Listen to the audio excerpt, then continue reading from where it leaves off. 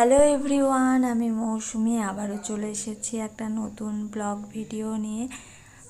অনেক দিন ধরে বাড়িতেই আছি, একদম ভালো লাগছিল না, তাই ভাবছিলাম যে সবার সাথে আজকে একটু দেখা করলে কেমন হয়।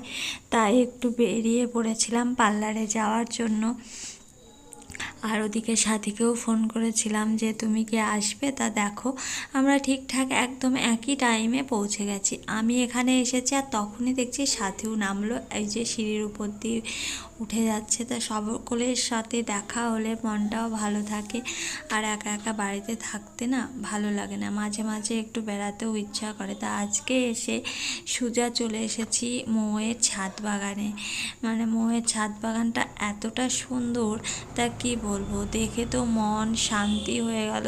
আর গাছে, প্রত্যেকটা গাছে ফুল ফুটে আছে আর খুবই সুন্দর লাগছিল, মনে হচ্ছিল ওখানেই থেকে যায়, এরকম একটা ব্যাপার। এতদিন ছবিতেই দেখতাম, ও ছবিগুলো ছাড়তো আর বলতাম এত ফুল ফুটেছে এত, তারপরে আসার পরে দেখলাম যে না, আর প্রত্যেকটা গাছে প্রচুর পরিমাণে কুঁড়ি হয়েছে আর প্রচুর ফুল ফোটে। তাও বলছিল আজকে সেরকম ফুল ফোটেনি। আর আমরা সবাই মিলে ছাদে ঘোরাঘুরি করছিলাম। আমি তো অনেকগুলো ভিডিও বানালাম ছাদ থেকে নিচের দৃশ্যটা দেখতে কেমন লাগে সেটাও দেখছিলাম। ছাদের এক পাশ থেকে নিচের রাস্তাটা দেখো কতটা সুন্দর লাগছে, মনে হচ্ছে কোথায় না এসে দাঁড়িয়ে আছি এরকম মনে হচ্ছিল। অনেক ভালো লাগছিল, দেখলাম কিছু ছবি টবি তুললাম, সবাই মিলে আনন্দ করলাম। তারপরে সাথী এসেছিলো, প্রিয়া এসেছিলো, অনেকেই এসেছিলো, নতুন নতুন সব ফ্রেন্ড হয়েছে, তারা সবাই মিলে এক জায়গায় গল্প গুজব করলাম, আমার তো বেশ ভালো লাগছিল। তারপরে এই যে দেখো ওরা কি ফুলের ব্যাপারে কিছু বলছিল, তারপর আমাকে দেখে আবার টাটা দিল, এরকম।